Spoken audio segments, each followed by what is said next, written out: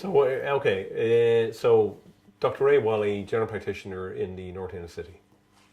Okay, and so, not exactly, I'm just going to keep looking at these things. So what's your...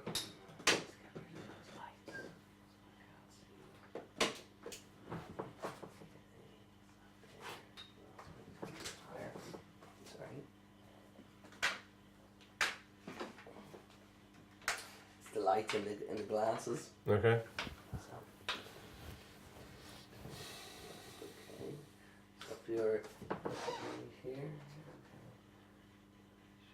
We can't take that in post. Hmm? No. There's a lot of things you can do in post production and stuff like that, but glare Sure. and glazing Yes. and stuff Yes. like Yes.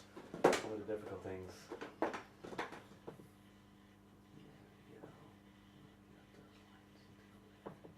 Nobody will recognise me without my glasses. Is that right? It's like Clark Kent. kind of Exactly. thing, Yeah. No. I look totally different. Wow. I used to wear contact lenses, but I got fed up putting them in and taking them out. Yeah. In fact, I actually chatted my wife up with contact lenses on. And then I'd turn up at the wedding with my glasses, and they were. Do you remember your man, The Shadows? Yeah, Yeah. Cliff Richard and the guy. No, but the guy played the guitar. Yeah, So I had his type of glasses, which were of that era, and they're Very big much. tear glasses. Women don't like them.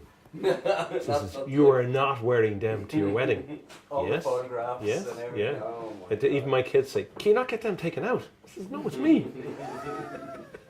Oh boy. Yeah, you need some guy to do it in Photoshop a lot. But are they there? That's the way they were taken. All the Oh yeah, photos. oh yeah, yeah. They're stubborn, man. He said, "No, that's it. I Take me or- I was in at the Take time. me or I break." was in at the time.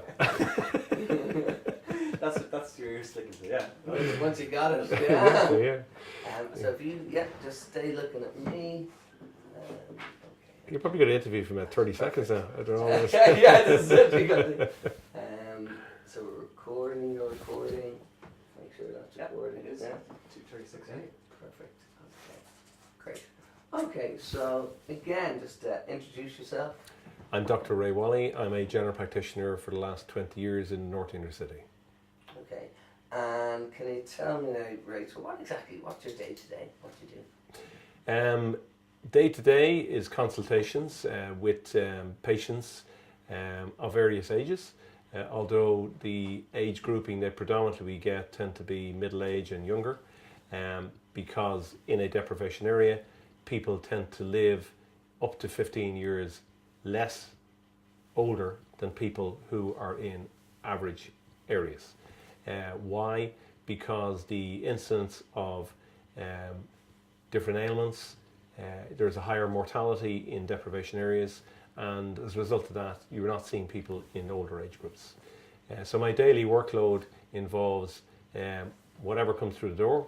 There's lots of chronic illnesses. Unfortunately, people who live in deprivation areas tend to have 3, 4 and 5 ailments. What I mean by that is that they might have chronic respiratory disease, COPD. They may have chronic heart disease, ischemic heart disease. They may have mental health issues. They may have addiction issues. So on a day-to-day basis, it's a busy practice. We can't provide enough appointments for the workload that's there. And we have an administrative support in the practice. We have general practitioner in the practice. We have nursing support in the practice. So it's a busy practice. Okay. So, looking at health inequities, are there health inequities in different, parts of society? Definitely, it's well written up in the journals. It's well written up in the journals. I might just get you to start with. There are Okay, health inequities yep. exist. Okay. So. There are definite health inequities in Ireland. It is most evident in urban deprivation areas, but it's not isolated to those areas. It's also evident in rural areas. And in those areas, unfortunately, you have a higher incidence of comorbidities. A comorbidity is a medical complication. So unfortunately, these group of people, they don't have just one diagnosis, they have multiple diagnoses. And the difficulty with a lot of these people is that they tend to be unable to work or have a low income workload. So they tend to be people who are covered by the medical card, which gives them free GP access. But the problem is there are too few GPs in these areas to see them, and you would be liking to give more time to consultations, but the amount of diagnosis is there, you're often not able to do that. Equally, in these areas, you have lots of literacy problems. So not only are people coming to you as a general practitioner with medical issues, they're coming to you to see, what is this letter about? I can't read it. Is it something relevant to my health? Can you help me with it? Now, there are support structures in there to basically provide for that in deprivation areas, but these support structures are insufficient to provide for the need.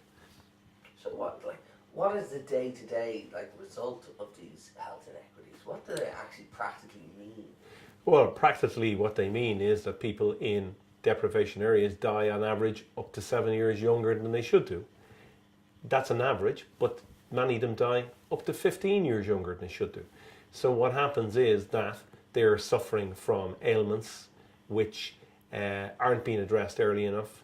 A lot of these ailments come back to education. A lot of these ailments come back to the fact that they don't have access to the healthcare. They're on waiting lists if they need to be seen. Like, there are many people now on waiting lists for the hospitals of a year, year and a half, 2 years.